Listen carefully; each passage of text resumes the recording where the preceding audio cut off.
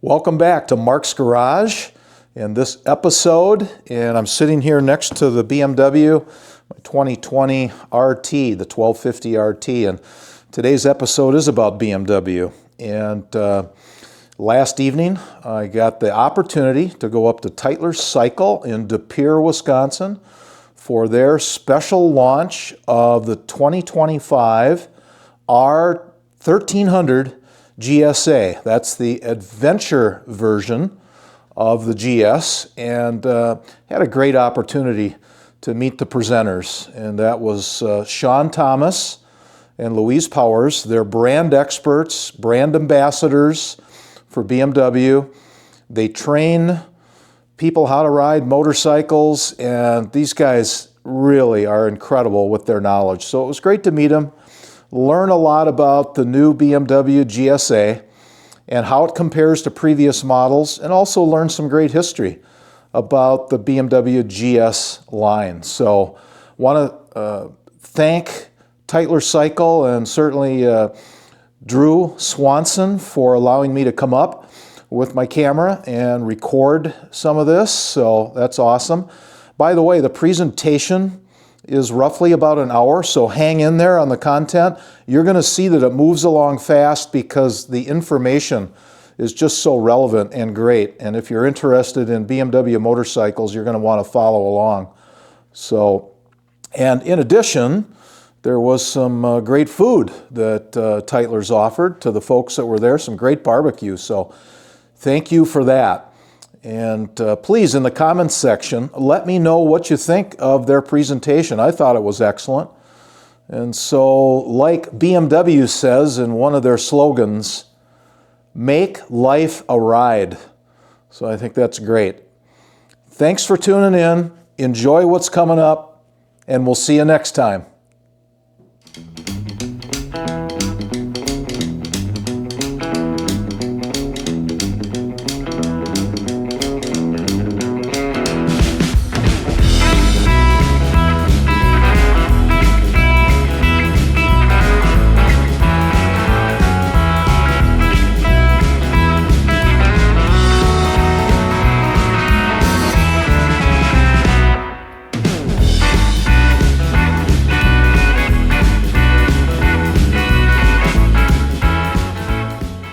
All right, we have just arrived at Tytlers Cycle up here in Depere, and I'm with Drew Swanson is the marketing role here, right?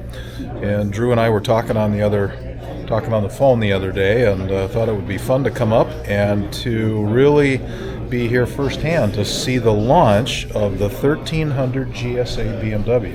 Yeah. So pretty cool. We're pretty excited about it. It's the most advanced GS that BMW has ever produced.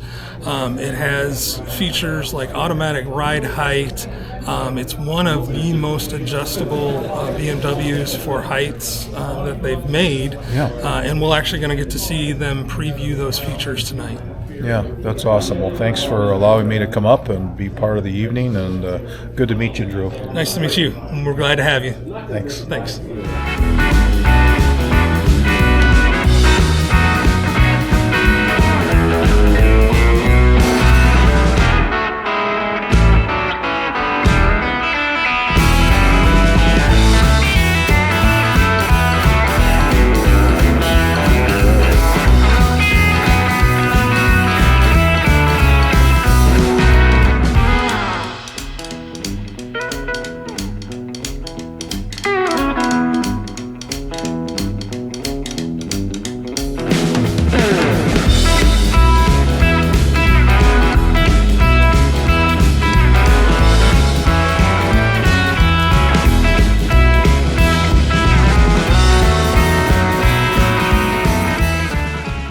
But there's no better way to fully understand this machine than by meeting with and talking with the people who make it their mission to research and to understand and to ride this machine. So they have probably more miles on a GS combined than any two people. I know that they've been to 40 countries on GSs in 40 combined years. And so I'd like to introduce Shawn and Louise to you.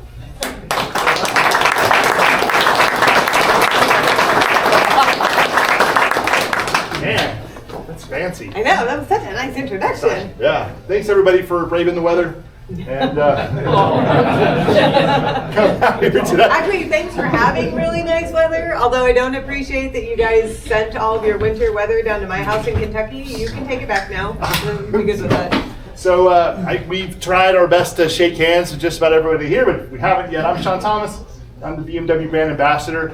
And in short, what that means is that it's my job to take new motorcycles and test them in countries around the world and really give them a good hard push so that you don't have to. So you're welcome. And I also have Louise Powers here. Louise is the BMW brand expert. Basically what it means is that what we really do is we try to understand the products that BMW makes very intimately, beyond what you could read about in the brochures that come with them and the owner's manuals and that sort of thing. And that has been a long journey figuring out how to do that. And basically where it has taken us is to Germany, where we have gotten to know and have become friends with the product managers and the designers and the engineers that develop the bikes.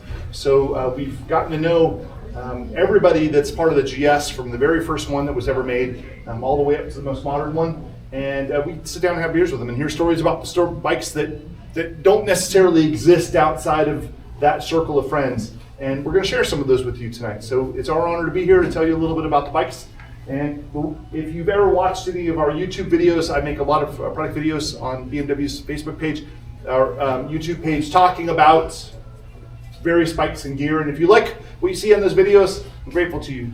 If you like what I say, think Louise Powers, because she is the brains. That's the true. operation. I am the brains, and as you guys would know, if you have seen any of our videos on BMW's YouTube page or sometimes in dealerships, Shawn is our pretty face. But we really do get a chance to go out and meet with the designers and the engineers of these bikes, and we've put a lot of miles on all of the GSs. So we're really excited to be able to come in on the new ones, talk to you guys about them, show you everything that we can. We're going to do a little bit of history on the GSs. We're going to do some comparisons between the new ones and the past models. We're going to look at all of the technology that's on these bikes and hopefully get all of your questions answered. Does that sound good? Okay. So we are going to begin with a quiz question for the group. Oh, Shawn.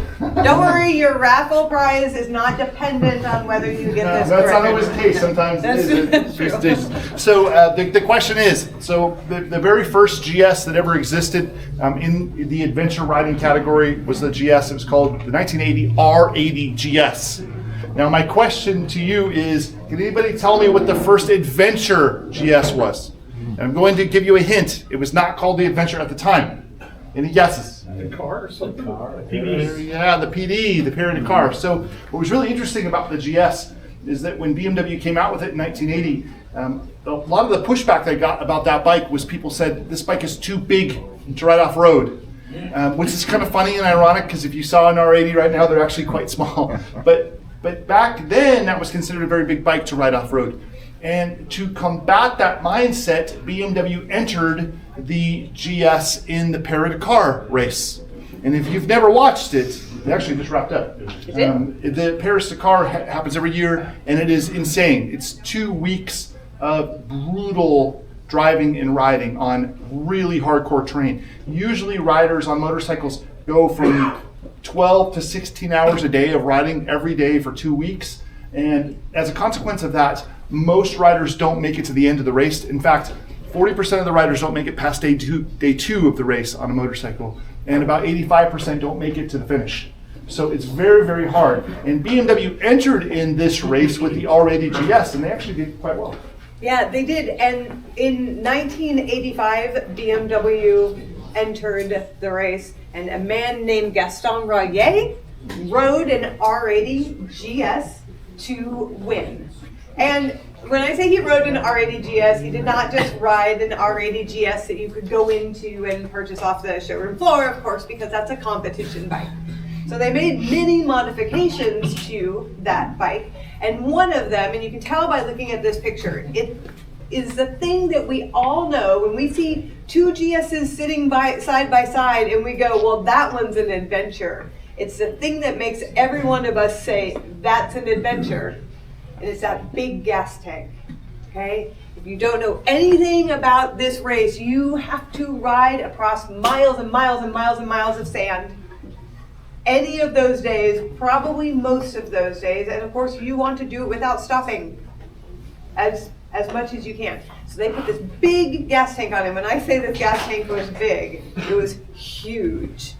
That is that bike with its rider standing next to it. And I have stood next to that bike, and it is massive. It's this high, it's huge. So this was our first look at a great big gas tank on a GS. And after he won the Paris-Dakar, BMW said, we're going to produce a few of these bikes with a bigger tank like this. And they made 250 of the R80 GS Paris-Dakar to sell worldwide. So this is what it looked like, and there were only 250 of these worldwide, and they actually took a while to sell even these, because back then, adventure riding was still small potatoes in the world of motorcycling. And that trend continued for quite a while. In fact, even in 2002, this is an R1150 GS, and back then, when they came out with this bike, they didn't really make an adventure version of it at first. They had a kind of a kit, which we might now call the adventure kit, that you could order when you ordered the bike. So at the factory level, they would add a big gas tank to an 1150 GS. They would put usually a big windscreen on it and engine bars, and they usually put a shorter first and sixth gear in the transmission. And they had a different rear end to accommodate the bag sizes they had. But other than that, it was basically an 1150 that had some upgrades on it.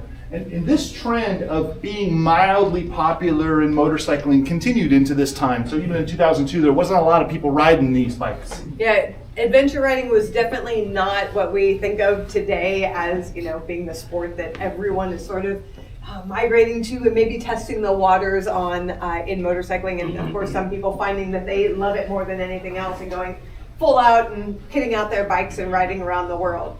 If at this time, if you took every adventure style motorcycle that every manufacturer who was making them made, and you added up what their sales were around the world for a whole year, it would be fewer than 5,000 of those bikes. It was just not a popular thing to do.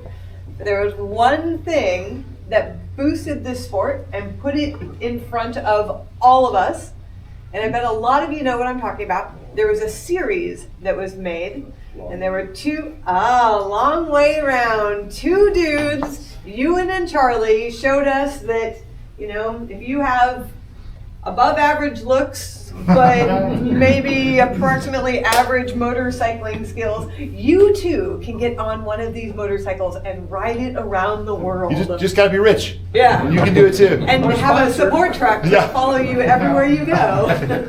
But joking aside, this show is really profound for folks because it was the first time we saw people riding adventure bikes that weren't professional riders. And that was certainly true of Ewan, who really struggled during this series and crashed a lot and had to get up, really had setbacks. But you also got to see his rewards, because when he did get back up and he continued going, he got to see parts of the world and experience cultures that are very difficult to see and experience from any other platform. And it really sort of sparked the imagination of folks that were interested in motorcycling. And right around that time, BMW came out with this bike. This is the R1300 GS Adventure in 2006. And now they had a dedicated platform. They had a separate GS and GS Adventure, and of course they had the big gas tank and the engine bars and the windscreen. And this is when people really started coming into the dealerships and looking at these bikes. I was selling bikes at this time at a BMW dealer, and people were paying attention because of the show. Many thanks to KTM, which if you've seen the show, you know what I'm talking about. So this is when people really got excited about this type of riding. This is when you got into it. It's true. And I did not work at a dealership. In fact, I was just learning to ride a motorcycle, and I was riding my little vintage 200 around the city of Denver, trying to, you know, work up the nerve to ride in traffic and that sort of thing. And I watched Long Way Around with some friends, and I said, well, that was really cool. That was really interesting. I probably won't ever do that kind of thing, but it was cool. And then a couple months later, I bought my first GS, and I rode to Alaska and back. And then a few years later, I had another GS, and I rode down to the end of South America and back. What we saw really was that this was what people did, because that kind of got into our brains, and we all said, oh, I could do that. That could be my lifestyle. I could get on a bike and ride all over. And this is the time that you got into adventure riding also. It is. I bought an adventure bike right around this time, and I really haven't looked back. It's always been kind of my platform of choice. And when I got my kids riding, this is me teaching my daughter how to ride her bike from my adventure. She is now 18, has her own bike, and she rides with me when she needs money, but other than that, she's got her own thing going on. So this carries us to what probably is a platform many of you have ridden or maybe even own, which is the R1250 GS or GS Adventure. And this bike is probably the best adventure that's ever been made. It's really, really good platform because I had a lot of time to refine this bike and make it something really, really special. And what made it so special is they found a way to combine things that don't normally go together. It has a lot of horsepower and a lot of torque, which it's very difficult to have those two things together, but it also has a very good fuel economy and very good ecological friendliness, which is a very nice combination of motorcycles and critical these days. And that made the 1250 quite special. It did, and for all of us who were riding 1200 GSs and loved them, we saw the 1250 come out and go, okay, well, it seems cool. I mean, it looks good, but is it really going to be enough to make me want to trade in my 1200 that I love so much and get a 1250? Is it really that much different? And of course, for those of us who have 1250s, and I've had a chat with a few people in here who do have 1250s, we learned that it was significantly different than the 1200, and that had to do with shift cam technology. So shift cam technology gives us exactly what Shawn just talked about. It gives us the ability to increase our horsepower and our torque while being able to keep good gas mileage and our ecological friendliness, which is important if we want to keep riding motorcycles these days. So the way it works is the basics of it. When you're riding around and you're riding casually, you're riding moderately, you're not spiking your RPMs, you have very good gas usage with the bike. It's low, but you have really good low-end torque in those low gears, especially if you like to do off-road riding and you do a lot of low-speed off-road maneuvers. It's great. But when you need high-end power and you want that really fast, all you have to do is roll on the throttle. And there's a shifting intake cam that switches to a high lobe, and suddenly you have this big burst of power. And it feels really good, and you have a really powerful bike. Now, for someone like me, I love this bike. I love being able to have good gas mileage and not have to spend a fortune on gas for, long trips or commuting, whatever it is. And then when I want that extra power, it's right there at my fingertips. But for someone like my friend Shawn over here, this new technology caused a little bit of a problem that we weren't quite expecting. The problem is that the shift cam, you know that if you hit the throttle hard or you get the RPMs above 5,000, it makes the shift cam flick over, and it just turns this bike into a juggernaut of power. And the problem with that is that the fuel economy is destroyed. But I can't help but ride in that power band because I call it American mode. The bike, it's just, and so I found myself constantly always trying to get the shift cam to flick over so that I could make the thing take off like a rocket ship. And so a 1250 GS, which is supposed to get about 200 miles to a tank, for me was getting 120 miles to a tank because I couldn't let off the throttle. And we were having to stop way too often as far as I was concerned to get gas. So the adventure became even more popular because now you had a big gas tank to go with that extra power, so you could ride hard and still get the range. And the thing that Louise and I asked ourselves privately is the 1300 better enough to justify us giving up our 1250s?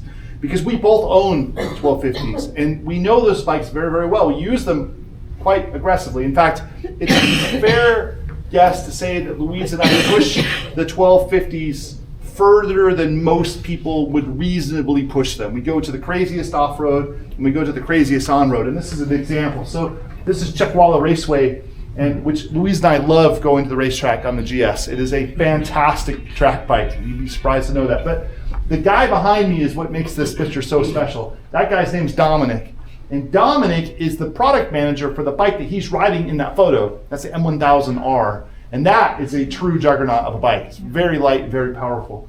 And I asked him, I just met him, and I said, Dominic, man, it'd be so cool if you would sort of get behind me and stalk me for this photo so I could put it on my desktop on my computer. Would you do that for me? And he said, yes, Shawn, I will do this for you, but only for this corner and only for this photo, because I don't want to keep going that slow. And that was true. As soon as that photo was taken, he was gone. And so because we have gotten to know the 1250s so well, we were a little skeptical on what the 1300s would be like. And back in October, BMW gave us the very first 2 1300 GS Adventures that exist in the US. We're the first 2 Americans to ride them. And in fact, as a consequence of riding this bike, my 1250 is for sale. So if you want one. And because the 1300 is just so much better for me. And I'm going to talk to you about what it is that makes this bike so unique. So we're going to start by doing a quick comparison of general specifications between the 1300 Adventure and the 1250 Adventure. So the way that this works for Louise and I is usually about anywhere from 6 weeks to 6 months before a new bike is introduced to the world. We are provided with a 100-page report on the bike from BMW that covers all of the specifications about the bike. And we usually sit down with a couple beers and we start with a highlighter pen and we go through and we start doing our comparisons between the two. So the first comparison that we wanted to do was in terms of power between the 1300 Adventure and the 1250 Adventure. How are they different? So this is how it breaks down. 145 horsepower on the 13 versus 136 on the 1250. 110 foot-pounds of torque versus 105, and they both have the same gas tank of 7.9 gallons. So that is a difference, but it wasn't as big a difference as we thought it would be. When I looked at this, I said, okay, so 9 more horsepower, 5 more pound-feet of torque. I mean, sure, more power is more power, and that's awesome. It maintained the shift cam, so I know that I'm going to get good gas mileage, and then I'm going to have the power that I want. But I looked at these numbers and said, I don't think that this is enough to make me want to change what bike I ride. So we kept going and we kept looking. So the next thing we looked at is weight between the two bikes, because if you have a little bit more power but a big weight difference, that can mean a very big difference in how the bike performs versus the other. And what Louise and I are always interested in when we look at weight is wet weight or curb weight versus dry weight. A lot of manufacturers use dry weight, which I don't know why. Sure. When you're comparing bikes, of course you want to compare apples to apples. When BMW publishes their weights, they publish what is called wet weight. So that means the bike has all the oil in it, all the radiator fluid, all of the gas that you need in order to ride, at least 90% fueled, sitting at what they call curb weight, sitting at the curb, ready for you to get on it. Now, some manufacturers publish dry weights without fluids. Some will publish without battery weight. So it's always good to know when you're looking and comparing weights. And as somebody who is a small rider, I always compare weights on bikes because I just want to know what I'm having to handle. So it's always good to know what you're looking at. And in the case of these weights, the 1250 and the 1300, we are looking at wet weights on these bikes, so they are fully fueled and ready to go. So we looked up the weight specs between the two, and we went, another surprise, 593-pound wet weight on the 1300 GS Adventure versus 591 pounds on the 1250. The 1250 is actually 2 pounds lighter than the 1300, and we said, well, how the heck can that be? Because the 1300 has much lighter components than the 1250. So we started going through the paperwork again and using the highlight a couple more beers. Yeah. Trying to figure this out. Yeah, and I used a calculator at one point. But the big thing that we discovered first is that when you look at these bikes, the 1300 comes with a whole bunch of standard equipment that actually the 1250 didn't. So when we thought, okay, so the 1300, it's got to be lighter. Well, it's not, because it comes with things like TPMS, electronic suspension, heated grips. I mean, who even rides a bike anymore without heated grips? So these things are all standard now. So that adds some weight to the bike. And we said, okay, so that actually makes sense. The bike actually was lighter, and now we have all of this. So then we had a chance to ride the 1300 for the first time, and the difference was shockingly profound. It is a way lighter bike than the 1250. At least that's how it feels when you ride it. But we know the numbers, so we research this and we go, it's not lighter, so what makes it different? And the difference is right here, and what I'm going to circle right here. This is the transmission. Every Boxer twin you've ever seen from BMW from 1923 up until today has always had the transmission more or less in the same place, which is mounted behind the engine block, more or less underneath the rider's seat. This is the first time that they've mounted the transmission inside the block underneath the crank. And the reason this is a big deal is that transmissions are very, very heavy. And when you take all of that weight and you slide it down and forward in the bike, it completely changes the handling geometry of the bike. It makes it way more flickable.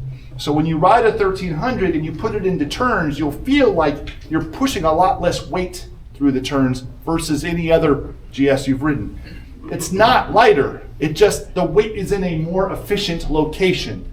So as a consequence of that, it feels lighter.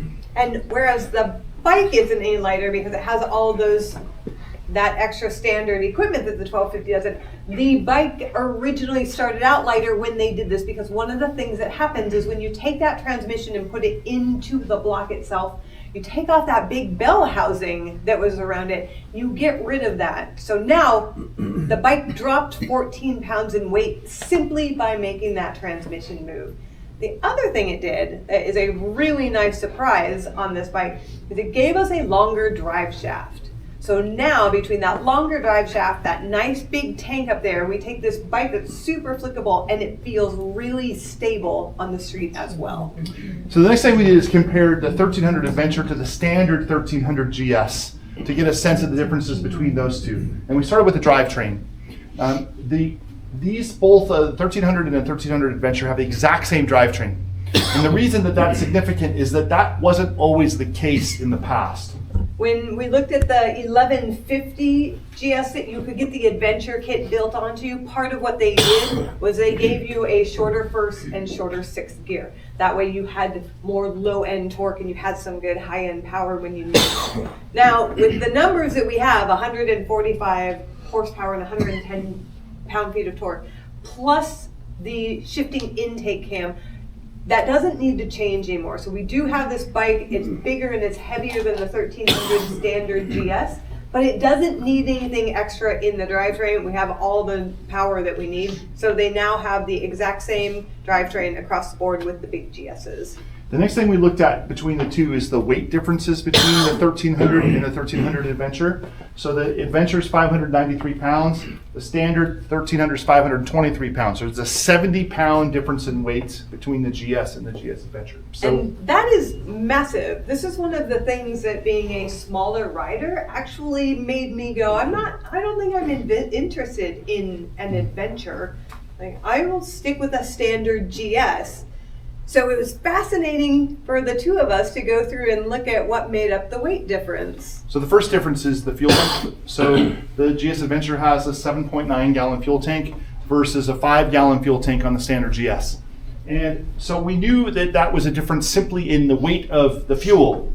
And we also knew that fuel does not weigh as much as water. So we couldn't say 8 pounds per gallon like you can with water. But what we didn't know, and was a surprise when we did the research, is that premium fuel weighs more than basic fuel. And so if you put premium fuel in the bike, it weighs about 6.79 pounds per gallon. So if you take into account the difference in fuel capacity, which is about 3 pounds, or 3 gallons, and you take into account the size and shape of the gas tank that the Adventure has to contain that fuel, you account for about a third of the difference in weight between the GS and the GS Adventure. Another difference is the engine protection bars. The GS Adventure comes standard every model with engine protection bars and cylinder head covers. And a standard GS does not. Now, I don't know about the rest of you who ride GSs, but I do not ever ride any of my GSs without engine protection bars. In fact, that's usually the first thing to go on my bike is, how am I going to protect this bike when I throw it on the ground, because it's pretty much inevitable that I'm going to do that. So when you take that into account, the weight difference between the GS and the GS Adventure actually gets smaller because you're probably putting engine protection bars on anyway. And that's a pretty substantial amount of the weight also, because those are a weighty addition. Another difference between the GS and the GS Adventure is the rear subframe. So the rear subframe on the GS has a die-cast aluminum frame, which is very light, it's very strong. The Adventure has a tubular aluminum rear subframe. And the reason that that's significant is that they expect that when you ride the Adventure, you're going to go much longer distances. You're probably going to have a passenger, and you're probably going to carry a lot of equipment. So they designed the rear subframe to have more room for the passenger, so there's a little bit more seat room. They designed it to carry bigger bags and heavier capacity. So as a consequence, you have a stronger rear subframe, but it's also a little bit heavier. Now another difference is wind protection and lighting. The standard GSs come with significantly smaller windscreens and wind deflectors than the Adventures. These ones they're larger, they're beefier. We all know that a big part of an Adventure is that you have better wind protection. And while that doesn't make up for a lot of the weight difference, there is some difference there. The bigger amount is going to be in these lights. So the Adventure comes with LED auxiliary driving lights, which the standard GS does not. So between the lights themselves and the electronics to run it, that makes up a good chunk of that weight difference as well. And then finally, a big difference in weight is the wheels. So the 1300 Adventure comes with spoked wheels as a standard feature. The standard wheels on a 1300 Basic is alloy wheels, cast alloy. And the advantage to cast alloy wheels is they're much lighter and they're much easier to maintain. The advantage to spoke wheels is that they're flexible. So if you're riding off-road and you hit something, the spokes will flex to absorb the impact and then flex back to their original shape. Is that what they do? Most of the time. Is that what they do? Yeah, fingers crossed, exactly. Most of the time. It is possible to exceed the tolerance of a spoke, and I can personally attest to that, but it's hard to do. And the great thing about spoked wheels is typically the outer rim is made out of steel, and the benefit to steel is it's quite malleable. So you can take a steel rim and re-true it if you bend it. I've been in situations where I'm up on a mountaintop in the middle of nowhere and have bent the rim quite badly and had to beat it back into shape with a rock to make it hold air again, which in the long term, that rim is not going to be usable. But at least I was able to complete the day and get myself back from the adventure. Now, alloy wheels, by comparison, are not flexible. They are only malleable. And in fact, they're a little brittle. So if you hit something hard with an alloy wheel, you can crack it. And that's not to say that you can't use an alloy wheel when you ride off-road. You just have to be a little bit more considerate of what you're riding with. So typically, you let a little air out of the tire and make the tire become a shock absorber in of itself so that it can absorb some of those impacts. There's another thing that kills alloy wheels faster than any other thing that we've seen. Yeah, and a few of you may have seen this somewhere, but one thing that absolutely kills alloy wheels is riding off-road in big groups.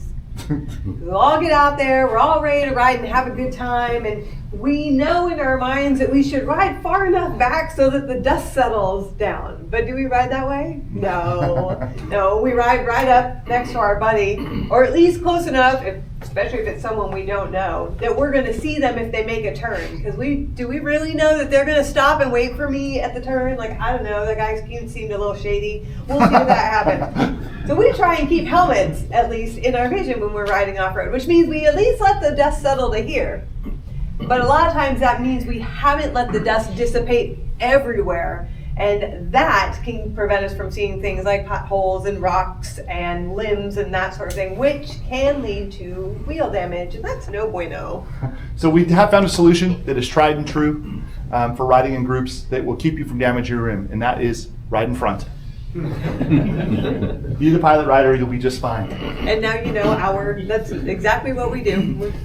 Now, there is an alternative wheel that you can get on either the GS or the GS Adventure. Yeah, these wheels are the forged enduro wheel, and they take a cast wheel and then they forge it for strength. They mill it down so it has a really beautiful finish. It's really easy to maintain, which is of course one of the things we love about the alloy wheel.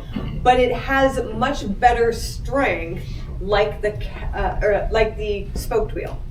So this is a wheel that's great for if you're doing a lot of on-road riding and you want really good feedback in the turns, but then you also want to go and do light to moderate off-road riding if you're out riding Forest Service roads and that sort of thing. Now, if you're going to be riding really serious off-road stuff, lots of steps, lots of crazy stuff. This is probably not the wheel for you if you're the person who wants to get 2 wheels off the ground on a regular basis. But for most people who ride GSs, this is a really great option. And the best thing about it is that it actually makes your bike lose weight, because these wheels weigh 4.5 pounds less. Yeah, so you know, when you're talking about unsprung weight, having 4.5 less pounds on your wheels makes the bike feel a lot more flickable. So it's a much more performance-oriented wheel, but you can still off-road ride with it if you want to. Now, the next thing we looked at between the 1300 and the Adventure is the height of the bike. And this is kind of a no-brainer for us because the Adventure has always been quite a bit taller than the regular GS. And it's one of the reasons that it's a good bike for me and maybe not so much for Louise, at least in the past, because it's a lot taller. And true to form, if you get the tallest GS that you can get from the floor today, tallest suspension and the tallest seat option, that bike will come in at about 35-inch seat height. The equivalent Adventure is 36 inches. So the tallest Adventure you can get is 36 inches. Now, what really surprised us was how low you can get the Adventure. The lowest GS you can get is about 31.5 inches seat height. So that's the lowest suspension option and the lowest seat that they make. The lowest Adventure you can get is 31.1 inches. It's actually almost a ½ inch lower than the standard 1300. This is the first time in the history of the Adventure it's ever been this low. Yeah, and it makes a really big difference, and it's actually opened this bike up to a whole world of riders who maybe were never interested in riding this bike. Because when you have a bike that weighs almost 600 pounds and then it's really tall, if you are someone who is perhaps inseamed challenged, like I am, and you're constantly having to think every time you come to a stop, all right, how am I going to dismount the bike this time? Because, you know, I've got 600 pounds over here and I'm off camber. Suddenly, with a bike that sits this low, it makes it worth trying. Now, the other thing about adventure bikes, and we all know that adventure bikes bring power to our riding, right? So these are more powerful bikes than dirt bikes, right? So we have a nice, powerful bike. But now we have ground clearance on this bike that you don't have on a street bike, because we want to go off-road and we want to ride all sorts of terrain and obstacles. Now, when you get an adventure bike, the taller and more powerful that bike is, usually what comes with that is taller ground clearance. When you are inseam challenged, such as I am, and you get a low model, what starts happening is you start taking away that ground clearance.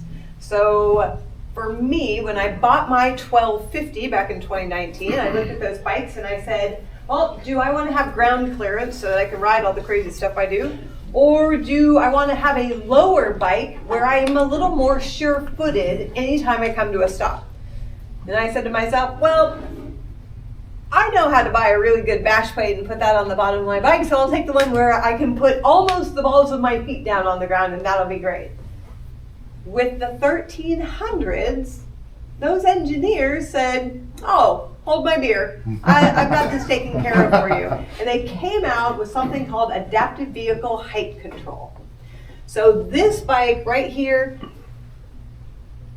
is one of the lowest that you can get. If you put a low seat on this bike, you get a bike that sits at 31.1 inches seat height. When it is stopped, with adaptive vehicle height control, when the bike gets moving and it gets up to about 30 miles an hour or so, it raises itself up about 1.25 inches. So for someone like me who previously had to sacrifice ground clearance in order to be able to get my feet on the ground, that's no longer an issue. I can get my feet on the ground when I'm stopped, and then when I'm riding, the bike raises itself up and I have my ground clearance. When I'm ready to decelerate, I roll off the throttle, it gets down to about 12 miles an hour, and it lowers itself again, so when I come to a stop again, I can put my feet down comfortably. Now, with the Adventure, there are actually 2 different versions of this. So we look at some really good seat height options. The lowest version, you can get it down to 31.1 inches. So when it gets moving, it gets up to about 32.3 inches. Then the next suspension version starts at 33.1 inches when it's sitting. So this is sort of your standard height. And when it gets moving, it raises up to 34.3 inches, which is closer to the height of this bike. And this is our third option. So the third option is to get it without any of the adaptive vehicle height control. It just has standard suspension and it's just tall. So the version that this one here next to me can get as high as 36 inches with the tallest seat, but it doesn't drop in height or raise in height. It's just the standard. Now, one of the struggles that people have traditionally had with these low suspension bikes is they're very difficult to center stand. And the reason is the geometry of the center stand is really aggressive when you have a low bike. So when Louise brings this bike up, and if you can see it, when she puts the center stand down to the ground, you can see the angle of the center stand is quite severe. And that requires a lot of leverage in order to get it upright. So what manufacturers will often do is they'll put a shorter center stand on the bike, which gives you two new problems. One is sometimes it's so short that even when you get the bike up on its center stand, you're not able to rotate the wheels anymore because they're too close to the ground. The other issue is that people that ride low suspension bikes often don't have as much body mass. So they don't have the body power to get the bike up on the center stand even when it's shorter.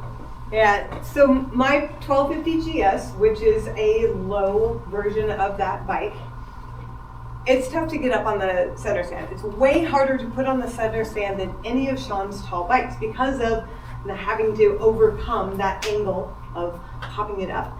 So I came up with a little dance that I do for my bike to make it easier. And I get on the bike and I pick it up off the side stand, I turn it on, and then I start it. And then I go through my suspension buttons until I can put it into the highest setting it's in. And it raises up until I'm on my tiptoes. Then I turn the bike off. And when I get off the bike, I can much more easily put it up under the center stand. Simply raising the mass of the bike up that little bit helped me out a whole lot. Now, once again, those German engineers came along and said, "Oh, hold my beer. We'll just build that right into this bike for you so you don't have to worry about it." So, in order to put this bike on the center stand, I'm going to pick it up and I'm going to turn it on. But I'm not going to start it. I'm just going to do that. You're going to see me put the center stand down to the ground, and you're going to watch the bike lift up its back, and then it'll lift up the front end. It looks like this.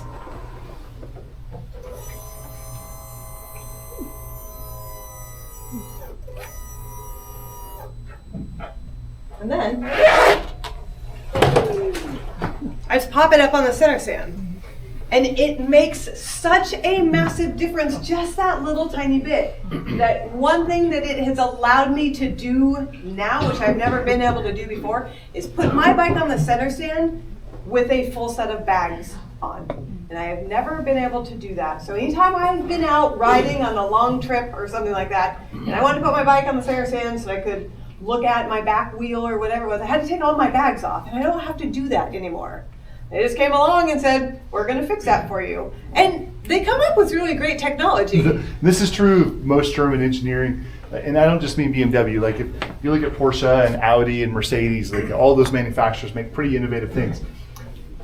They're not always good at naming this technology. Sometimes the name, when it comes out, you go, "Ooh, that was a wacky one." So, for example, this technology you just saw where the bike lifts itself up in preparation to be center standed is called the comfort jacking aid. You know, it helps you get it helps you get it up. So we went around the country last year talking about the 1300 GS, and we told everybody that would listen, comfort jacking aid, everybody, it helps you get it up. And when they came out with this version of it on the adventure, they changed the name, and now it's not called that anymore. And we're pretty sure that's our fault. And I honestly don't even remember. Actually, I don't even know. I don't even know what the new name is because it's so benign. But in German, the center stand is called the jack stand. So it does make sense if you hear it from their perspective. Now, one of the things you may have noticed when you look at these bikes is on the engine bars, they have this weird little flare that sticks out on the side of the bar. And a lot of people think that that is there so that you have kind of a highway peg.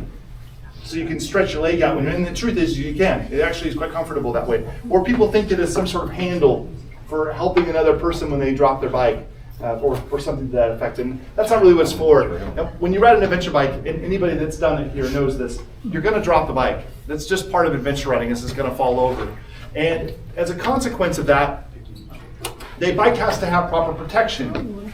And Most bikes will have big upper bars on the Adventure to protect it from hitting the engine when it falls over. This flare here is designed to catch the bike before it topples too far and damages any of the upper portions of the bike. And you'll find that this is actually, once it's on that, it doesn't really want to rock past that point. Now, I have ridden these bikes extensively, and I can tell you it is possible, under the right combination of circumstances, to crash it beyond this engine bar. But it's hard to do, and it took me a long time to figure out how to do it. And I don't recommend it. But generally speaking, this will help you to protect the bike. Now, one of the great things about the Boxer Twins is that when they tip over, they don't tip over all the way in general, even without the engine bar, because the engine block kind of keeps them from toppling too far. It makes them a lot easier to pick up. And some of you have ridden some of the newer BMWs. I mean, it does not just the GS, but new BMWs in general in the last few years. They have a new feature on the screen called the Sport Display option. Has anybody experienced that before? It's like, it's the coolest. It's the dumbest. It's the coolest part of the bike. bike. The worst.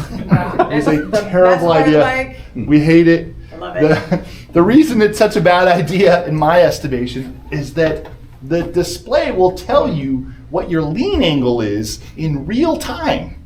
So, if you want to know how far you're leaning, instead of looking through the turn like you should be, you go down and you look at the bike, which is a bad idea. And worse than that, it keeps track of your best lean angle of the ride. So it's always trying to get you to outdo yourself. So you're always trying to push yourself beyond your limits, which is it's very American, honestly. But it's also a lot of fun because you can be out riding with your buddy and riding through the twisties, and you can look down and you can challenge him to be better than he is. You can be like, I'm at 42 degrees. What are you at right now? So it's actually a really great thing. It's a lot of fun. I let a friend borrow I have an Adventure just like this, my bike, my color, this one. And I let him take it for a ride. And he was out for 20 minutes on it. And he came back, and the first thing I did is looked at the sport display to see what his lean angle was. What was his max lean? And it tells you left and right lean, respectively. And I looked at his left lean, and it was at about 36 degrees, which is pretty good for somebody that's never ridden this bike before. I thought, well, that's not bad. I looked at his right lean, and he'd gotten it to 68 degrees. I go, how the hell did you get the bike to lean over that far? Ladies and gentlemen, may I present 68 degrees of lean angle right there. Somebody got the bike dropped. So I think one of the scariest things about riding adventure bikes or a big bike off-road of any manufacturer is if it falls over, you have to reasonably ask yourself, can I pick it back up again? And I think that this is one of the main reasons that people often will stick to smaller bikes. It's not because these are too powerful, it's that I might honestly be concerned. Like if I drop it, can I pick it up? And the truth is that it is very hard to do with a lot of bikes, and not BMWs included, because a lot of the bikes fall over a lot further than this. So when they fall, they sort of pancake to the ground. It's very difficult to pick them up. Even light dirt bikes are hard to pick up. It's very challenging. It's demoralizing if you have to have somebody come and help you every time. And with these bikes, because of how they lean, they're much easier to lift if you know the technique. So I'm going to show you what we do. So we sit on the bike on the seat like this, and then I grab 2 points of contact on the bike. So always the handlebar is one. So I pull that handlebar into me like this. And then the second point is something that's hard mounted to the bike if I can find it. In this case, there's a rack right here. So I'm going to grab these 2 points. Once I do this, the next critical part is how much I bend my knees. I don't want to be way down low like this. This is comfortable, but it's not right. Because once my knees bend past 90 degrees, I am now lifting with the wrong muscle group. And it's impossible. It's very difficult to do. And I don't want to be way up high where I have a light bend in my knees, because it increases the chances that my feet are going to slip when I go to pick up the bike. So what I look for is what we call a lazy 90. Right around 90 degrees. And I grab those 2 points, and I look up. I get that 90 degrees, and my back is straight because I'm looking up, and then I just walk backwards, and I hope that the side stand is down. Yeah. And somebody asked us during our training, we'll say, like, put your side stand down if you can help it. And people will go, well, what happens if you drop it on the left side? And we say, you pick it up, you throw it over to the other side, put the side stand down. And you go, really? You go, no. But you look at me and you go, well, Shawn can do it. He's obviously a 6'4" and 185 pounds of solid muscle. But Literally nobody here thought that. But the truth is that if you know the technique and you give us a beer, we will show you how to do it. So, that being said, we're going to show you something else on the bike. And I will tell you that I've had a really hard time not referring to these bikes as our bikes, because the two bikes that we have, which were the first two that came into the country, Shawn's is the trophy edition, just like this one, and mine is the triple black that is almost just like this one. But the one I have is missing what most people would consider to be a key component to riding a motorcycle. Has anyone seen this new technology that's come out? Yeah, so my bike doesn't have a clutch lever on it anymore. So I don't use a clutch to ride and shift my bike. My bike has what is called automated shift assistant. And if you have a bike that has Shift Assist Pro, like maybe a 1250 GSA, my 1250 GS has Shift Assist Pro. If you have that, you know what it is. It's basically just the next generation of that. And if you don't know what that is, Shift Assist Pro allows you to be ready to ride your bike, so your clutch is in, you're getting ready to feather that clutch out and get going. As you get going, you open up the throttle and you can reach down with your foot and just shift up through the gears as you go. You don't actually have to clutch, the bike clutches for you. And then likewise, when you're downshifting, you roll off that throttle and you use your foot and you shift all the way down into first, and then you don't have to use the clutch again, basically until you're coming to a stop or needing to feather that clutch to do low speed maneuvers. So automated shift assist, when you turn the bike on, it goes into what's called manual mode, and you will notice on these bikes that they do still have a gear shifter, and you are still shifting.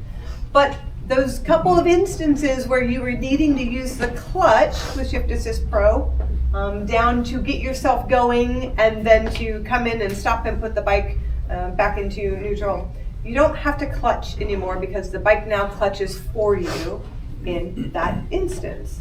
So you turn on, the bike is in manual, you reach down with your toe and you put it into first gear just like you would normally.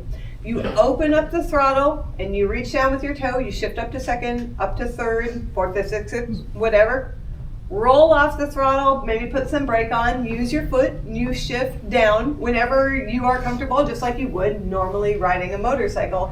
When you get down to first gear and then you're finished braking with your brakes, the bike clutches itself for you and you don't have to worry about the clutch. Now there is a second way that you can ride this bike.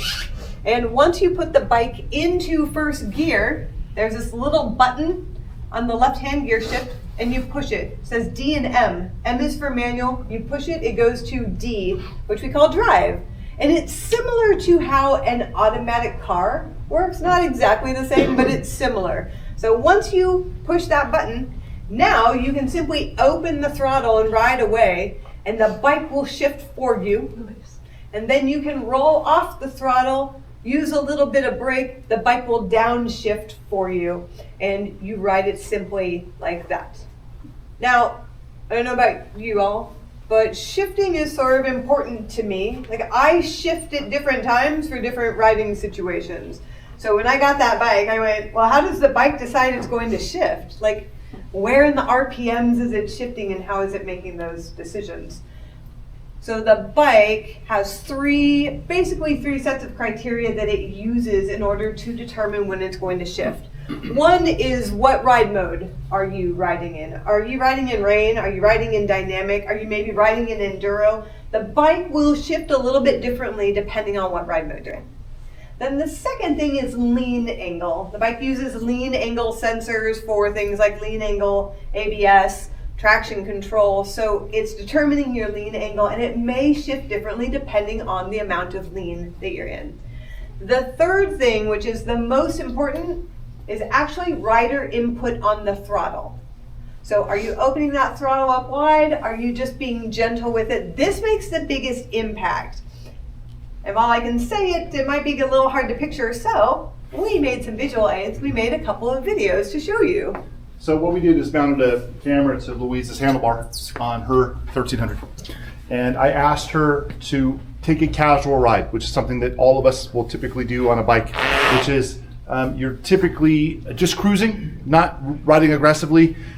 Maybe you have a passenger and you're just enjoying a ride, talking on calm, having a nice time. And what I find is one of the main characteristics of a casual ride is throttle input. We usually don't open the throttle more than 10 or 15% in those instances. So I asked Louise, take the bike out and on a casual ride, and we want to focus on when the bike decides to shift based on those characteristics. So here Louise goes, moving from a stop. She rolls on the throttle. The bike's in first gear. It gets up to about 3,300 RPM and it shifts into second. Gets to 3,400, it shifts to third. 3,400 again, it shifts to fourth gear. 3,400, it shifts to fifth gear. So you see the RPMs are staying very low. That gives you a very fuel efficient bike. It also means that the shift cam is staying in the low lobe position. So the bike is just sipping on fuel. It's a low end torque friendly and it's just cruising. Now, I asked Louise to go out one more time. Everything is the same on the settings of the bike, but this time open it up. Get on that throttle hard as if you're going on a very spirited ride. So now that throttle is getting opened up to 100%. So in that instance, when Louise takes off, it changes quite a bit. So now she gets up to 5,000 RPM and shifts, 7,000 before she gets to third, 8,000 RPM to fourth gear. She's over 100 miles an hour now, 8,500 to fifth gear. Now I do want to point out that this is a professional rider on a closed course. Sure. Don't try it again. That was the Kentucky back roads is purely coincidental. So what we've really focused on with this bike, with the automatic shift assist, is what things can we not do that we would normally be able to do with the clutch? And the answer is we haven't figured that out yet. So far we've been able to do everything we would do with the clutch, but it does require different techniques. So for example, if you're riding off-road, it's very common to ride at very low speeds as you're maneuvering around difficult terrain. Now, in the way that we would normally teach a person how to ride at low speeds when we're teaching off-road riding is we'd say, roll the throttle up to about 2,200 RPM-ish. The rule that we follow is that you never want to play with your clutch when the bike's over 3,000 RPM because you'll damage the clutch. So 2,200 RPM, you set the throttle. Now the hand is set and you don't move it anymore. Then we start releasing the clutch until we find the friction zone where the engine is just starting to engage and the bike is starting to pull forward. And that clutch hand stays in one place. Now the throttle and the clutch are fixed and we use our rear brake to adjust our speed. So there are times when we might use the clutch as well, but generally we try to do it where it's just rear brake actuation. So what you'll find is when you ride a bike without a clutch, when you roll the bike up to 2,200 RPM, it reacts as if you're playing in the friction zone. So the bike starts to pull a little bit, it doesn't just take off. So you can do the same thing at low speed handling with this by just setting the throttle and modulating your foot in order to adjust your forward momentum.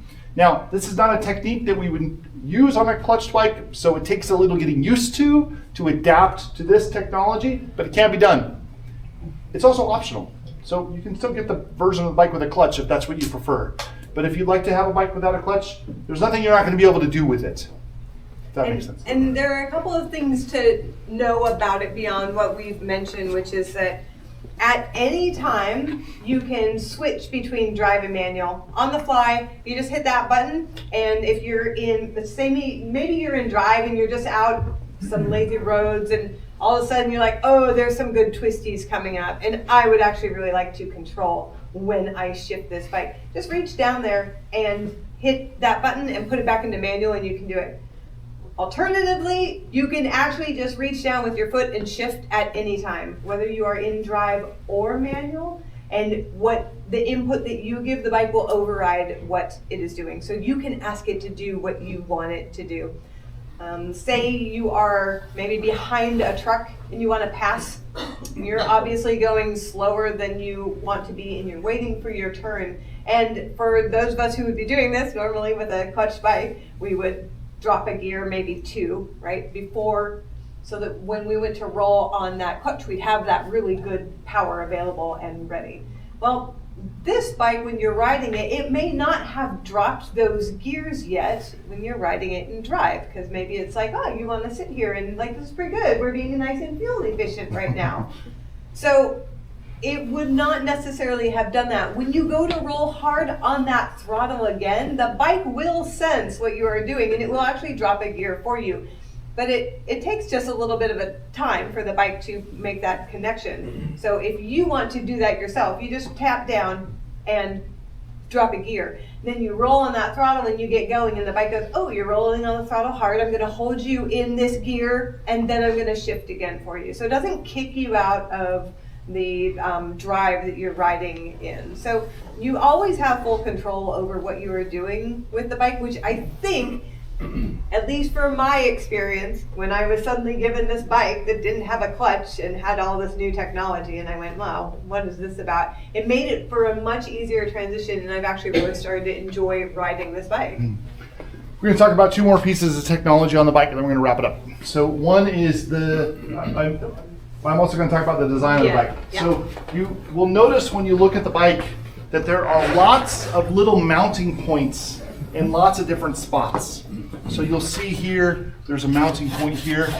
There's a mounting point here. If any of you have followed any of my social media channels, you'll see I have a toe strap that's attached here on the bike, and I have a hatchet that's mounted here. I have it stitched onto the bike. Now everybody asks me what the hatchet's for, and the answer is I've never used it, never once.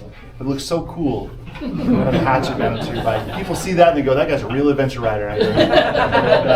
So You never know when you're running into the wrong guy. yeah. So what was interesting for us is meeting the guy that designed this bike, or the product manager. His name is Rainer Fings, and Rainer's been developing the GS for his first GS that he came out with was 2005, the first 1200 GS.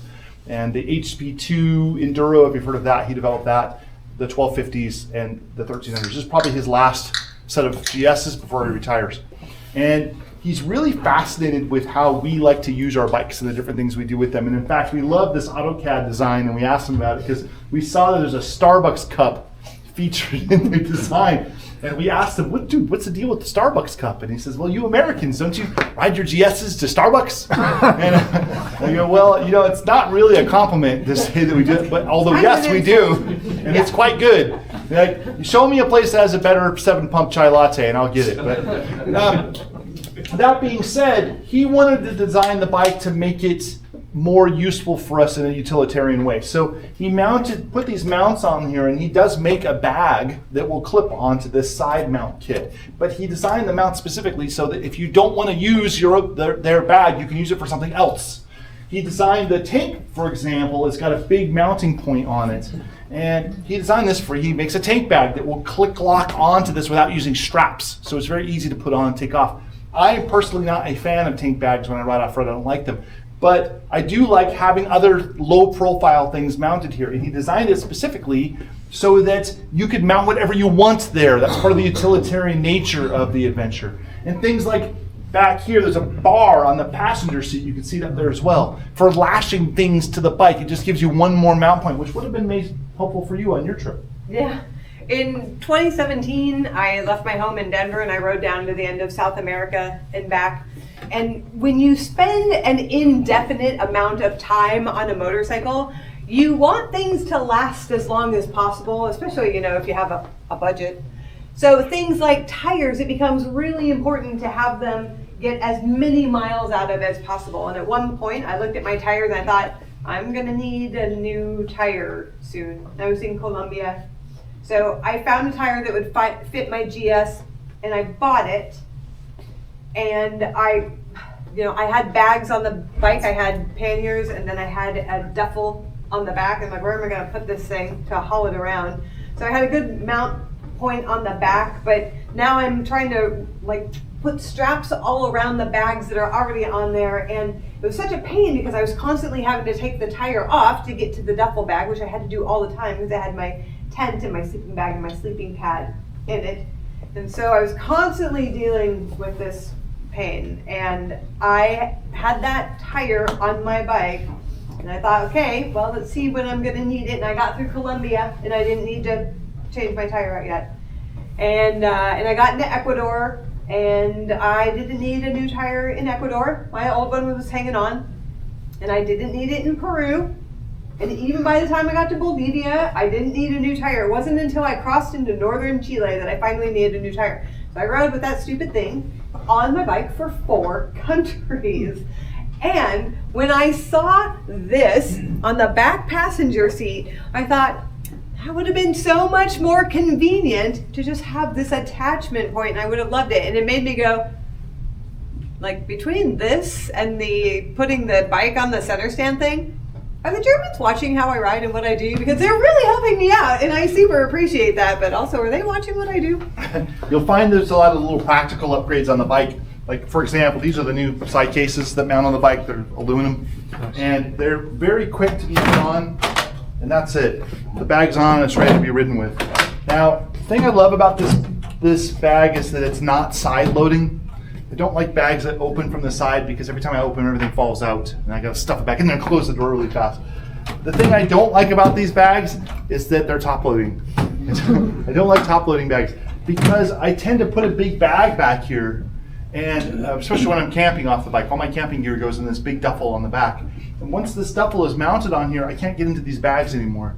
And I need to, because I've got my tools in here, and I have my rain gear, and I have my cooking gear. So I'm getting into these all, especially when I'm leading a tour, I'm getting here all the time. And so now, every time I want to get in here, I have to loosen this bag up and get it out of the way so I can get into the bag and then re-snug it down. Then somebody needs a zip tie, I gotta go back. It's a big pain. So what they did with this bag, because of that, is they put this little lever here. So if I get to the point where the bag won't lift up anymore, I can take this lever and slide this bag forward away from the top bag and out of the way. So now I can get into the bag without taking my top bag off and then slide this back into place. And when you look around on the bike, you'll find lots of little practical, utilitarian ideas that we maybe presented to them because they look at all of our social media posts of all of us doing riding things and where we mount things on the bike and whatnot, and they try to incorporate it into this to make the design easier for us to use. Yeah, and if you want to talk about practical and utilitarian things, the next thing we're going to talk about is the SOS button on this bike.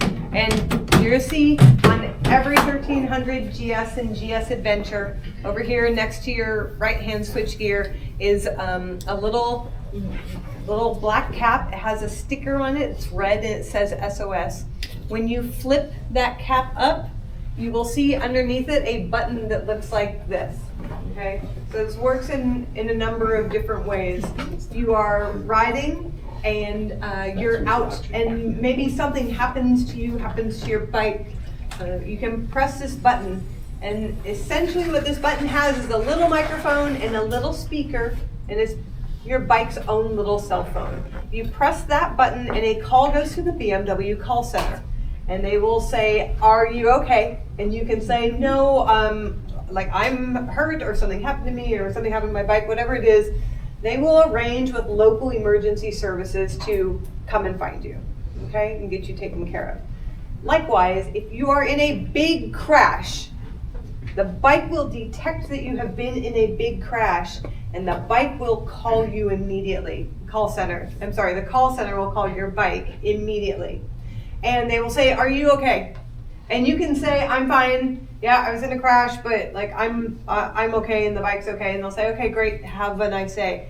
Or you can say, "No, I am super not okay." They will triangulate where you and your bike are, and they will arrange local emergency services to find you. If they do not hear from you at all when they call you and your bike has been in a big crash, they will simply send emergency services to come and find you. Okay? Now, there's a third way in which this works, and if your bike is in a crash, but it's not like that big of a deal, your bike has all these sensors for things like ABS and traction control, which I mentioned earlier, and they let the call center know something has happened to your bike, but it's not that big of a deal. What happens is you get a display on your dash that says that you will get a phone call in 20 seconds unless you deactivate it. It tells you how to deactivate it. If you don't need it, you just press and hold the button, and it's good to go. You go on your merry way. If you don't press that button and deactivate it, you've had experience with this, right? Yeah. So in this technology, the SOS technology has been available in Spain or in Europe for a very long time. They only just brought it to the US. And I was riding in Europe, in Spain, and the bikes that we were riding were equipped with this button. And at the time, I had never seen or used it before, and I didn't really know how it worked. And we were riding in the sand washes, and everybody kept falling, including me. And Everybody kept falling? Okay, well, I kept falling. Okay. And I would fall, and the timer would count down on the bike, and I would not realize it was happening. I would forget. I was laying in the sand thinking about my mistakes in life and taking selfies, and suddenly the bike would start speaking to me in Spanish, because I'm in Spain, because it had activated the call button. And I would say to my bike, "Oh, I'm sorry, no, I only speak English, I'm sorry." And then they would change to English, and they go, "Oh, is this Shawn again?" I go, "Yeah, it's me." Go, "You okay?" And they, "Yeah," and they hang up. So this SOS button is a standard feature on the 1300 and the 1300 Adventure. There is no charge to you to have it, and there is no subscription fee. It's just considered part of owning a BMW. That being said, there are a few caveats that you should know if you have a bike with the SOS button. Yeah, I mentioned that it has its own speaker and microphone, so it's like your bike cell phone. And it does work on cellular service. So this feature only works when you are in cell range. This is not satellite communication. So if you are one of those people like Shawn and I who like to take your GS and get away from things like cell signal and life and everything, you should still be carrying your satellite communicator or riding with a friend or doing both of those things. In order for this to work, you do have to be within cell range.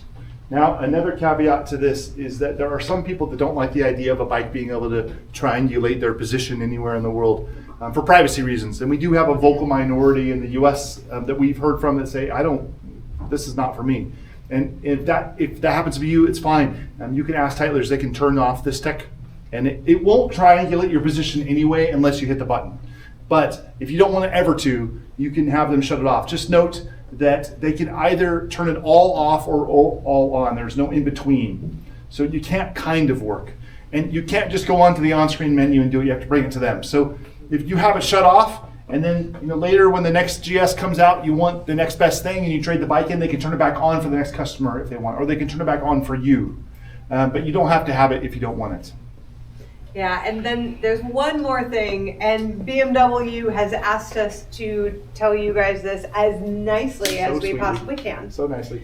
This button is not a concierge service. and it's important to know this because if you drive a BMW car, you know that there is a button in there that does the same thing, but it is actually a concierge service also. So, Shawn and I could roll into Green Bay and be like, "Ooh, oh, we've never been here before," and we can push that button and go, "Hey, can you tell me where to park?" And also, like this one guy just cut me off, and like I think I'm getting my feelings hurt in Green Bay, and they will be very, very happy to let us know where a good place to park is and talk about our feelings and how we feel about this new guy in Green Bay.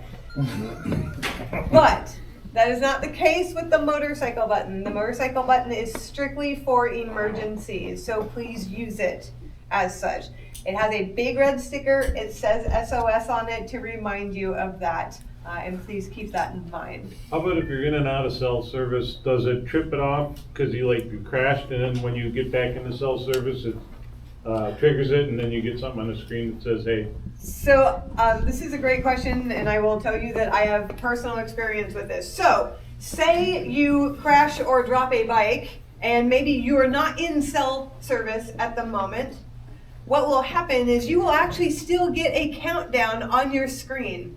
The bike doesn't know yet that it can't actually make the call. And for me, what I did was I pushed and deactivated it. It turned it all off, and then it does nothing more beyond that. So if you are responding to it, that is what happens. However, if something happens and you are just in enough cell service when it happens, but somehow move out of it, and that's going to be a very, very teeny tiny fine line, you do have to be in cell service to make use of it. But if you're going in and out of cell service and something has happened and you've deactivated it, they will not call you later.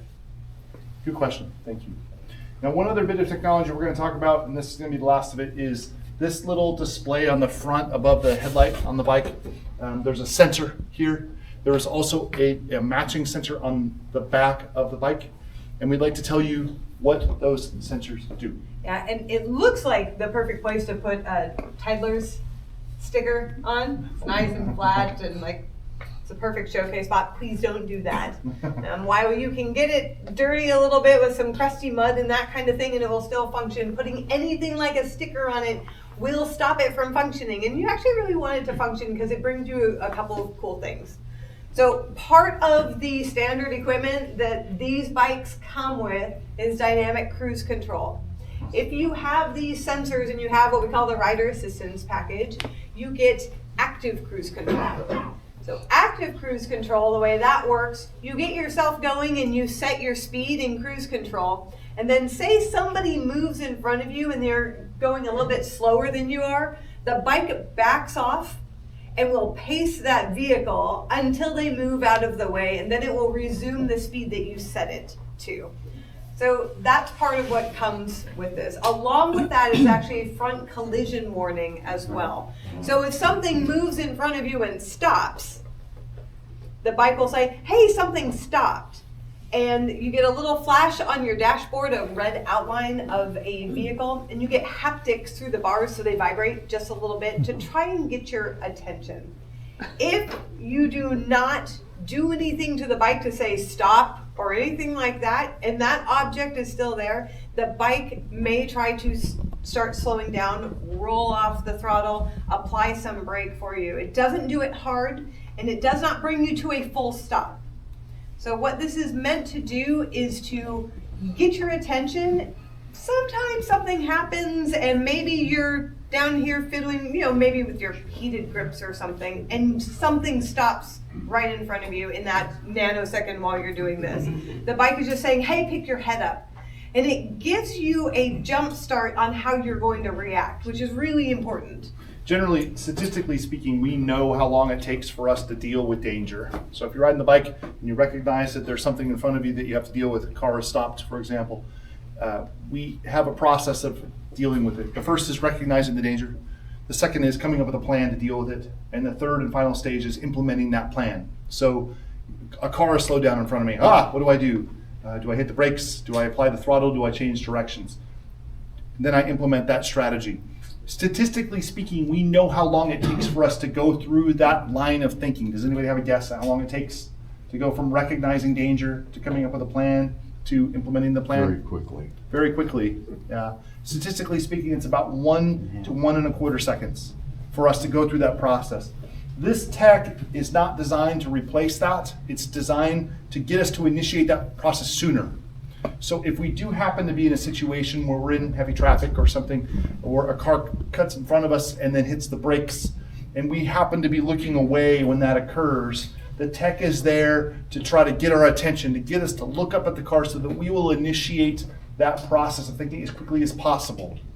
So there are times when you will find that you don't want it. When Louise and I ride together at the racetrack, for example, this tech inhibits us because we tend to ride very close to each other, and the bike will freak out when it sees you get right up on the rear end of another bike and says, you're going to hit him. And I go, no, I'm trying to be a jerk. Yeah, boy, don't we both know? I'm really referring to you, honestly. So in that instance, if I want, I can go in and turn off this tech entirely. I can also change the sensitivity of it so it activates later or activates sooner if I want to. I can also get the bike from the store without this tech at all. I can say I don't need that option in my life.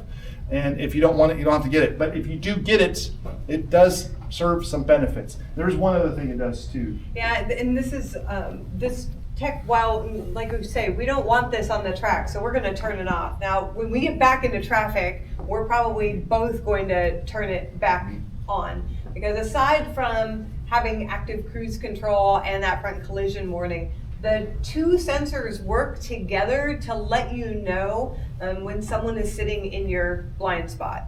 And you'll notice that there are a couple little triangles on the mirrors. If somebody moves into to the side area of your bike, that mirror will glow. That little triangle glows yellow. It's not overly obvious. You have to be looking at the mirror really to be able to see it.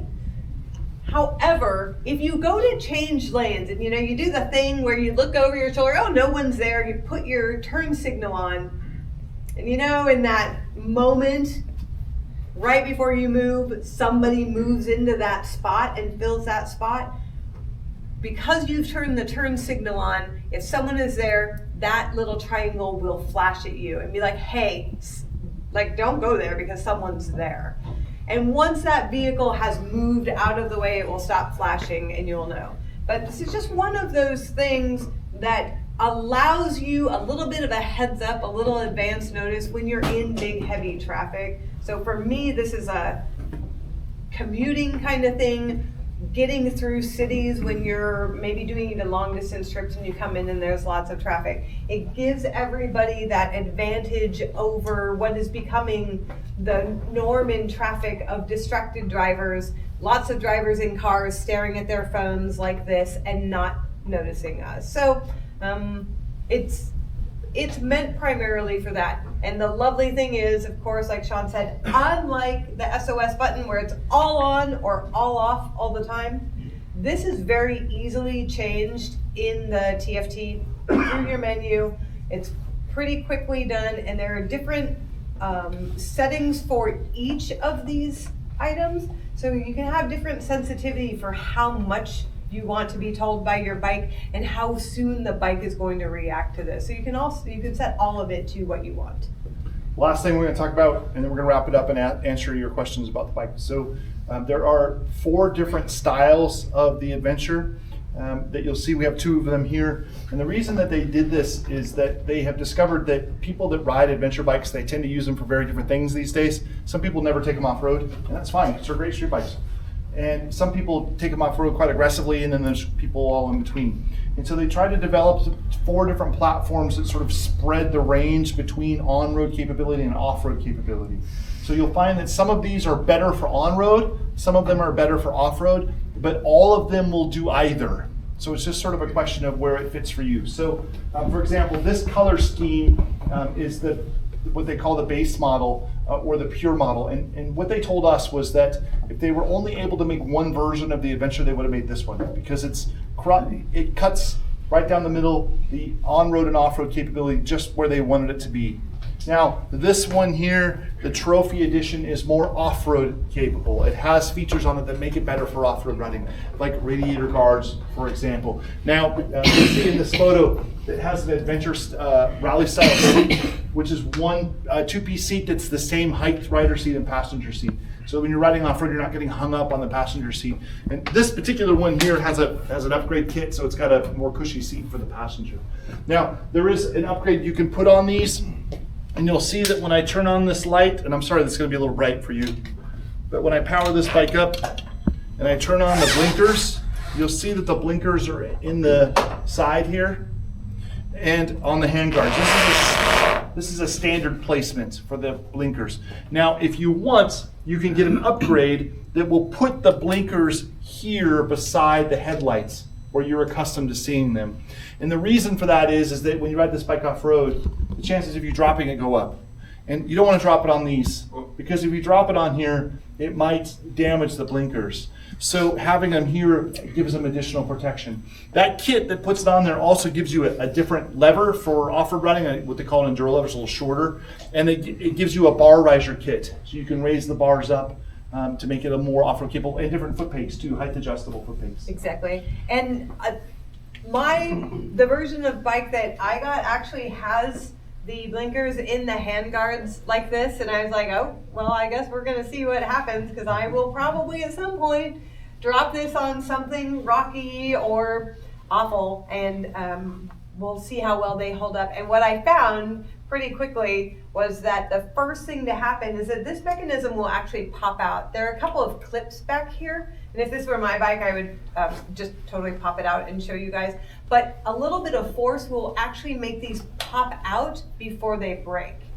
So if you're looking at these bikes and going, like I might be concerned about doing that, but I actually really like having the big turn signals because these are very big and they are very noticeable.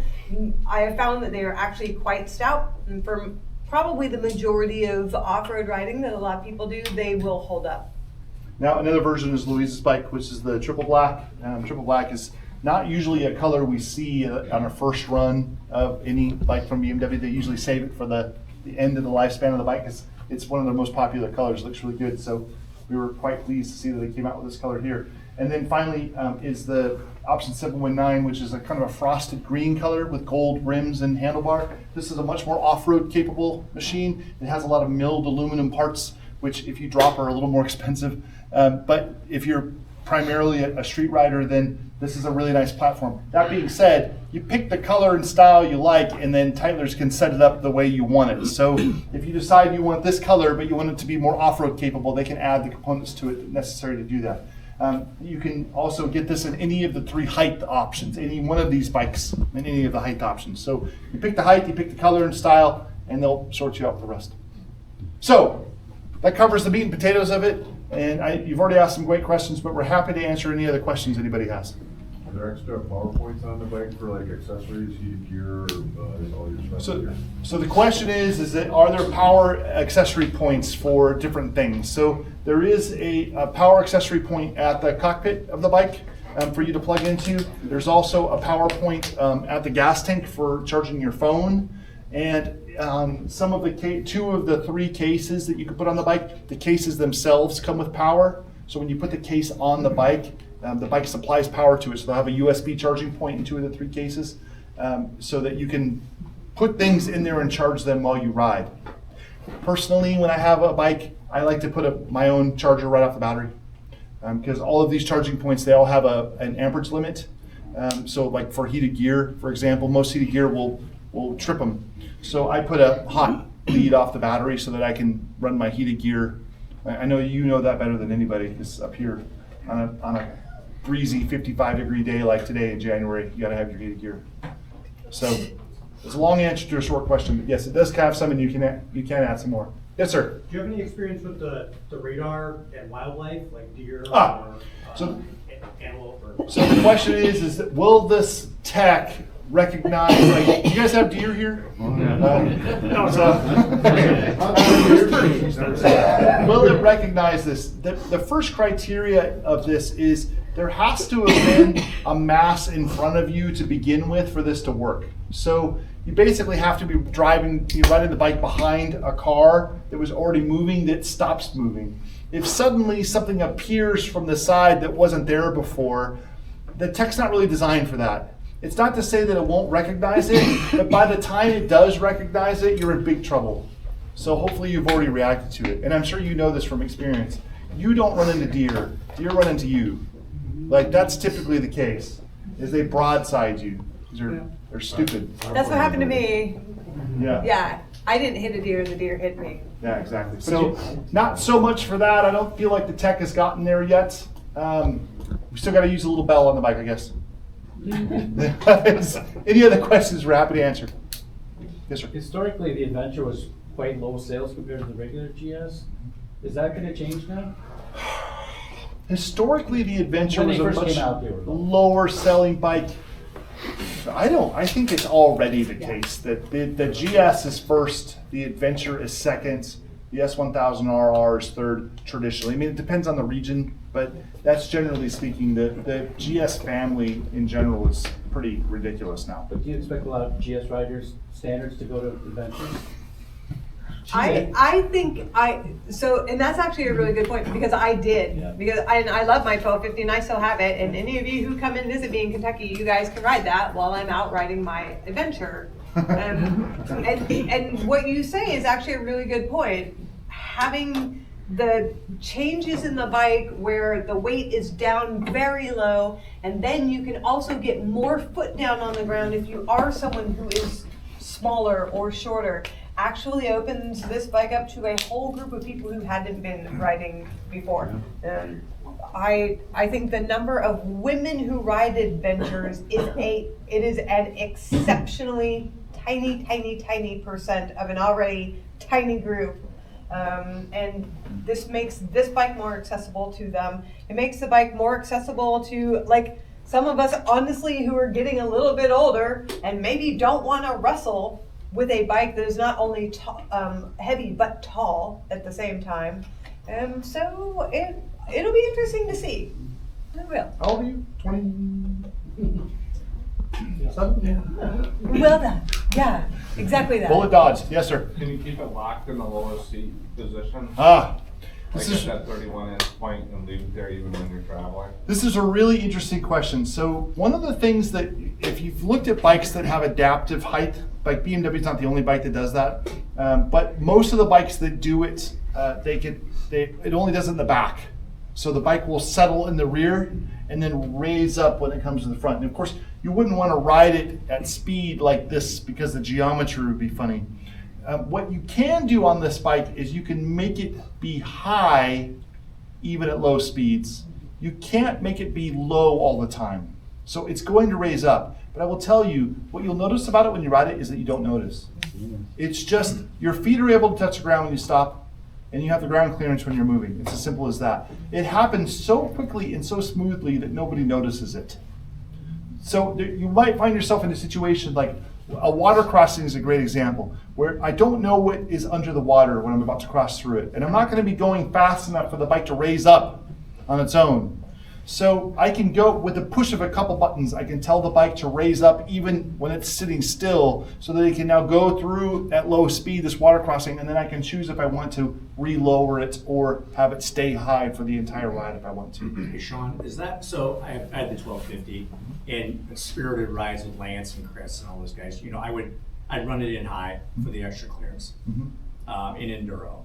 So is that a function that I cannot do on that rally? Like I would put it in high, you know, obviously preload that rear spring. Sure. So I had that extra. So I'm going to answer this question of yours a couple ways, because first of all, what you were adjusting on the 1250 is preload. Yep. So you're basically telling the bike that you're heavier than you actually are, so that the bike has more ride height. Now, this bike, when it's adjusting its height, it's not adjusting preload. It's adjusting a completely different component of the bike. So the way that this bike works is you've got a single spring in the front and a single spring in the rear. And that spring attaches to the bike. Where it attaches, they put a piece in between the spring and where it attaches. It adjusts itself for the weight that you put on the bike. It's not judging you. You should hear Shawn's bike groan after It doesn't care. It's just the bike figures it out on its own. And as a consequence of that, like with your 1250, it adjusts itself on its own, but then you could also go in and say, I'm gonna adjust beyond this to make it sit higher. With the 1300, there's no more of that. It's just the bike adjusts itself when you get on it and it's done. And you go for your ride and you have a good time and you forget about the suspension. So then the enduro mode just affects the dampening. So Yeah, it's just progressive damping. So, Yeah. but in Enduro Pro, that is the one mode where you can adjust your preload. Enduro Pro is the one that will allow you to adjust. On a 13? On a 13. Okay. Otherwise, preload is auto leveling, Okay. but that's Do the you one. mess with that, Shawn? I mean, do you go in or do you let it? I haven't found myself generally what I find on adventure bikes is that the things that you can adjust to make the bike better for off-road riding, I find that I'm usually in such an extreme situation that adjustment makes a very minuscule change for me. Like I'm in on my edge and I'm like, more likely I'm looking for a way around the obstacle, not through it at that point. Like, oh God, here comes some more sand. Like, okay, what can I do to the bike to make it ride through sand better? And a lot of times in that situation, I'll actually lower the preload on the bike to make the rear end sit down further, so it takes some weight off the front of the bike so I can skitter through a little easier. I'm probably still gonna crash, and I'm probably gonna cry, and the SOS button's probably gonna go off. But we need to have a beer, I think, to have more discussion on that. But generally speaking, it can be done. Thank you, Louise, for my And adjusting the preload when it's auto leveling, like for the two of us, when I get on my bike, if I wanted to adjust my preload, like I can on my 1250, I can adjust the preload, But if I have it sitting in auto and I try to make it go lower, it doesn't go any lower. It's as low as it will go because of my size and shape. Because this bike was not designed for me, nor was this bike designed for him as far as suspension is concerned. So if he's riding in auto, that bike is already at its upper limits of preload. What's the height and weight of the average rider in the world, do you suppose? 165? 165? What about height? 5'8". So the average rider is 5'10" and 185 pounds. So most bikes that are manufactured are designed for that average rider, and then they have adjustment within that. So you can go up a little bit, you can go down a little bit. Now Louise is way below that because she's 4'12" and 98 pounds. You know? You're saying you're above average. Then I'm back to the 185 pounds of solid rippling muscle.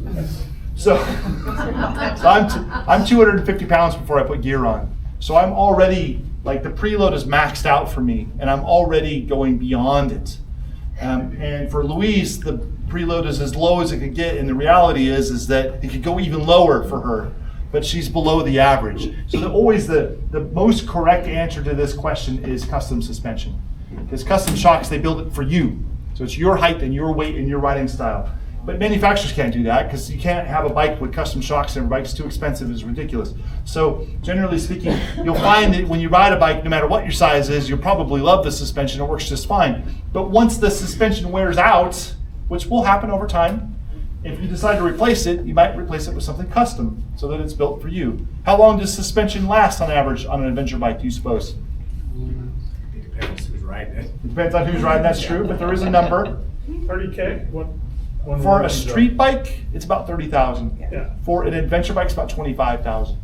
So 25,000, the suspension is typically considered shock. That doesn't mean that you can't keep riding it. Some people put 250,000 miles on a bike with the stock suspension. But the thing is that it wears out in such a subtle way that you don't notice it. It's like having shoes that wear out. You don't notice they're worn out until you can feel your foot going through the hole in the sole. Or you put on a new pair of shoes and all of a sudden you have all this arch support that you didn't have before. Same thing with suspension. It wears out very, very slow. You don't really notice it. I put 30,000 miles on a GS in a year, and I super didn't notice it. And then in a fit, I decided it was time for me to get a new GS. And so I went to my dealer and I'm like, all right, where are the 1250s? Let me see them. And I'm like, okay, yeah, this is definitely the one I want. They're like, have you ridden one? I'm like, no, not yet. So they're like, please take one out for the test ride. There's 3/4 of a tank of gas. Go have a good time. So I get on that bike. I'm like, oh, right, this is what suspension is supposed to feel like. Because over the course of 30,000 miles in a relatively short period of time, it just, over lots and lots of off-road stuff, my suspension just sort of wore out, but I didn't notice it because it was just sort of like, it was just happening as I was riding. Sir, you had a question? Great job on the presentation tonight, really enjoyed it. And Louise mentioned that her bike has the automated shift assistant. Do you have that also, Shawn, or do you have the standard clutch? So my bike has a conventional clutch, and I am definitely not their target. They expected 1 out of 5 people would pick a bike with the automatic. So they make 1 out of every 5 adventures has the automatic. Okay. It's a novelty for me at first. Now that I've ridden it, I can go either way. Like I don't need the clutch. I like a clutch, but it's kind of fun to learn the new techniques that you have to learn in order to use a bike without a clutch. So it kind of adds a little bit of excitement to riding for me again, because things that for me were just natural, I have to stumble through again like I'm a new rider, and figuring it out again is kind of cool. Yeah. So, but if you don't want it, take it for a test ride. See if it speaks to you. In all fairness, I wouldn't have chosen that either, but when someone says, hey, here's a bike, go put some miles on it, like, I'm not going to complain about the bike that they've given me. So in the course of having ridden this bike, I've actually discovered it's fun. And it's definitely a new fun technology to get to know, but it's really interesting to ride the bike and figure out what it's doing, because it really is fascinating to feel the bike slip its own clutch. To me it is. Like, it's fascinating to know that doing all this like low speed maneuvering, the bike is slipping the clutch for me, and been interesting to get to know. Thank you. Any other questions? We're happy to answer. Yes, sir. When you have to stop fast on these, do you still find yourself reaching for the clutch? Yeah, so the mystery clutch, you know, you're always, and this is going to happen to you when you ride it. You're going to constantly be gripping for it and reminding yourself. You adapt pretty quick. So I think in emergency situations, you know, you go like when Louise got it, she got to be the first person to ride the clutchless version in the U.S. And the reason I told her is that she's been an amazing person for me to work with, and I want her to have the honor to be the first one to ride it. The real reason is I wanted her to warm up the tires for me.